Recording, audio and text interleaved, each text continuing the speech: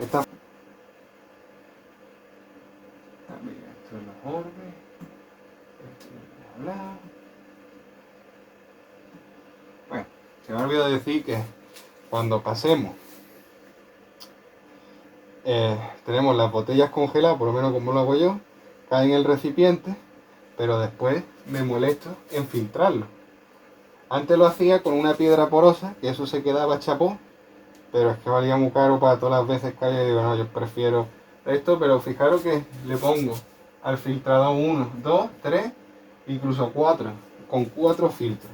O sea, no le va a entrar nada. Y es mucho más barato. Y más cómodo.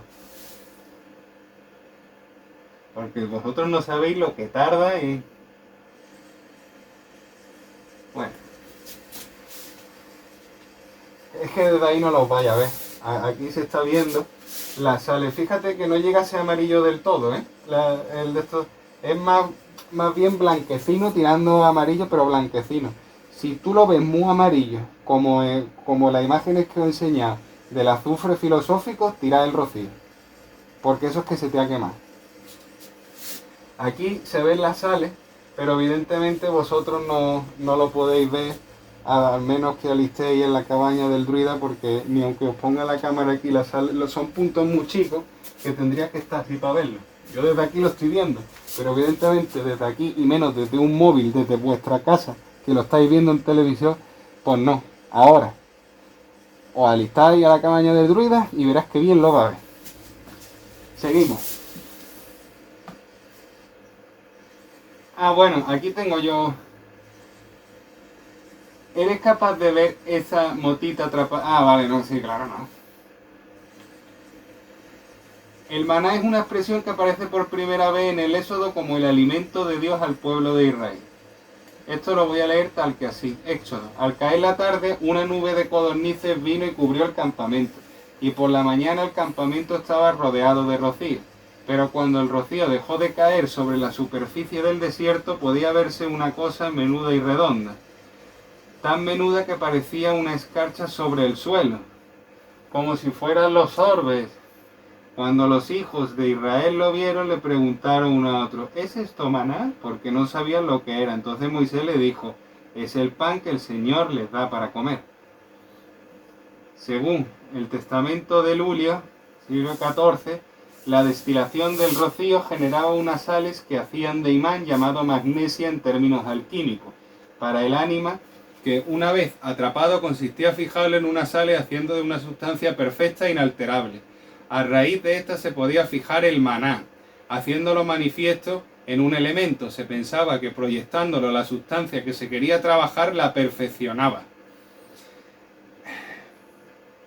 Sarmiento, en su tesis doctoral sobre la alquimia en España, que os la recomiendo, del siglo XV, XVI, XVII, tan solo podemos decir que cada destilación lleva el mismo proceso y temperatura por distintos elementos.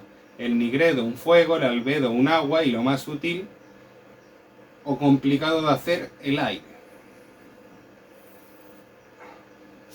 Estos son los sorbes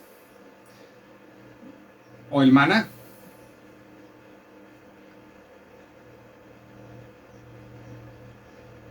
Esto ya sabéis que es en la cabaña del druida, pero fijaros que está como una especie de desnivel y que acaba en un río. Por lo tanto estamos acumulando los orbes y para colmo lo estamos atrayendo porque tenemos el río al lado. Si encima le ponemos ya botellas congeladas, pues vienen todos para nosotros y nos los quedamos nosotros, ¿no? ¿O tú cómo lo ves? Porque esto está todo militarmente formado en la cabeza para que esto diera el pelotazo, vaya. Dice, no, es que yo no quiero aprender alquimia. Digo, no, es que te estoy metiendo la cucharita en la boca, tío. Te va a gustar y vamos a despertar todos, y de eso se trata. A mí no me gusta estar dormido.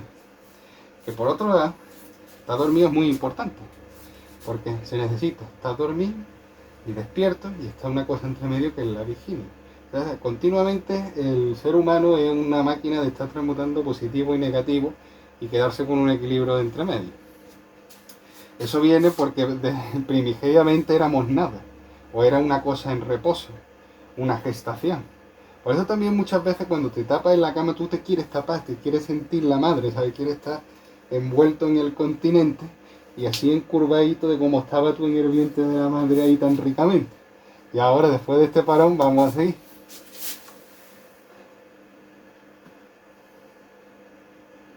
Fijaros.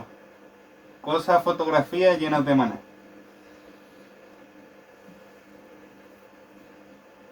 Aquí se ve claramente del nivel. Aquí es donde tenía que haber explicado yo la concha, me cago en la mano. Bueno, también quiero decir que fíjate que esto lo llevan marcado en el simbolismo, pero que un rosario que son como un conjunto de gotitas, pero no, son las gotitas que tiene, que acaba en la cruz, ¿no? El rosario. Y cuando hablamos del rosario de la aurora, hora del oro. ¿Por qué del oro? Porque se ve el sol. Entonces está relacionado con el sol. Sí, es que los alquimistas recogían eso al alba, sol y luna.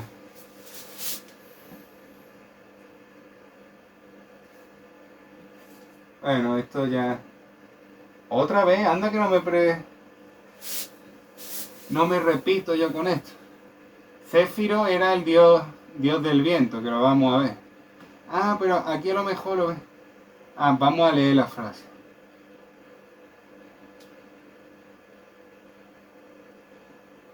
Aquí. Lo que hay en el cielo y en la tierra, lo que hay en el agua y en el aire, lo que hay en todas las cosas, y lo que dio el himno significa, yo lo llevo en mi pecho.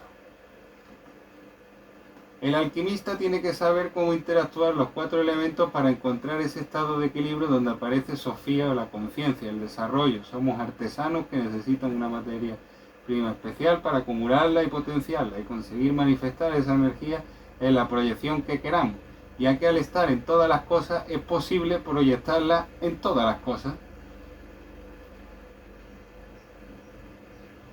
Difícilmente se puede conseguir un estado de equilibrio sin un templo.